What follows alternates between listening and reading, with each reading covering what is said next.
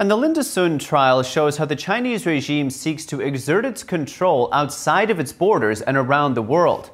With us now is a man who is suffering under that agenda.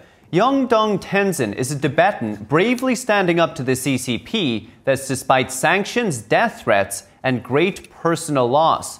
He's been targeted by the regime despite the fact that he lives all the way on the other side of the planet in Canada. Yong-dong, it's great to see you. Thanks so much for joining us. Sir, you've been forced to cut off your contact with your family in Tibet. Why? Thank you, Paul, for having me on the show today. So I'm Tibetan Canadian citizen here in Canada, but my story is a living proof how China's transnational repression is reached here in Canada. So I was born in Tibet, that has been illegally occupied by China, and Tibetan people repressed by China for over 7 decades. So China does not want the world to know what is happening inside Tibet. For myself, when I was 11 years old, I came in exile by crossing the Himalayan mountains to seek freedom. And since then, I haven't seen my parents for more than 25 years. And today I'm speaking as a Tibetan Canadian who has experienced China's transnational repression in firsthand, not in Lhasa, Tibet, not in Beijing, but here in Canada. So China sanctioned me because they want to suppress my voice.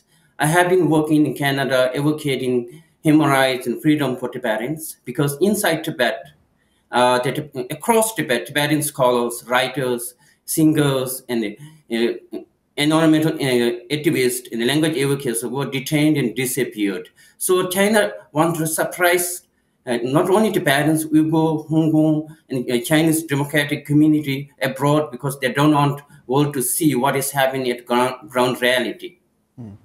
Yong-dong, how much extra pressure did they start putting on your family after they learned about your peaceful activism?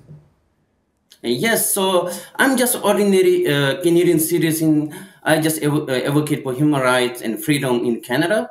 However, I was sanctioned on 23rd December 2024 by Chinese government, along with 19 Canadian citizens who are associated with Canada-Tibet Committee and Uyghur Human Rights Project.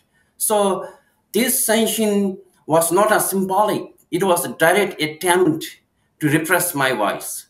So after sanction, I have been receiving death threat and was intimidations across social media.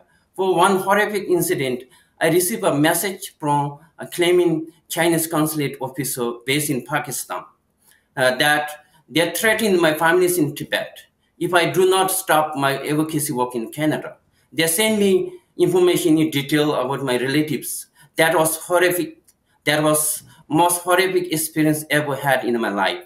But instead of fear, their sanction provided me clarity that my voice in Canada matters. I speak for truth for Tibet and human rights, which has been very powerful, threatening government like China. So their intimidation was to repress myself, but it strengthened me, my determination, my courage to speak up, to continue advocacy for Tibet. But I had the most difficult, most painful decision that I disconnected from my family in Tibet to protect them, and also sacrifices my relation to continue to advocacy for Tibet, because I know that more than 160 Tibetans have immolated. They call return of His Holiness Dalai Lama. They call freedom for Tibet. They call independence for Tibet. So it's my moral responsibility and my moral obligation to stand up for them.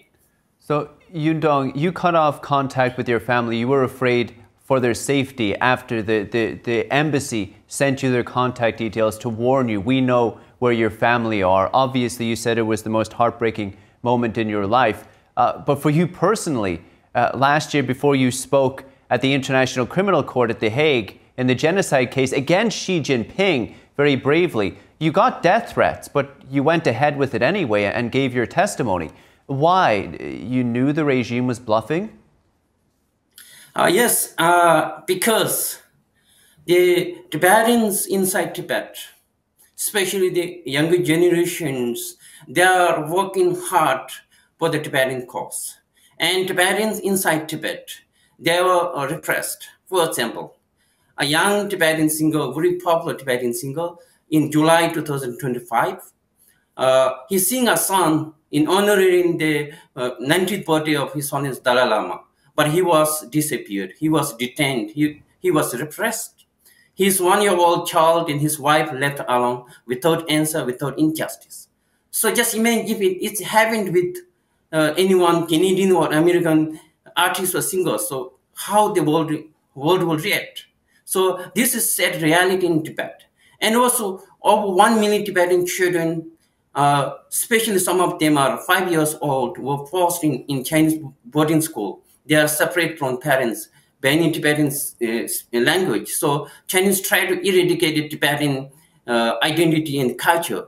So now Tibetan is facing the most intense repression since 90s, the very existence of Tibetan people and identity and our culture. So that's why it's my responsibility to stand up against China. So I went to the Hague to attend and testify in genocide case against President Xi Jinping, despite I was threatened because Tibetans have sacrificed their precious life. It's my responsibility. It's very noble and very brave of you. And I think what the regime has been doing in Tibet now for decades is just unacceptable and just terrible.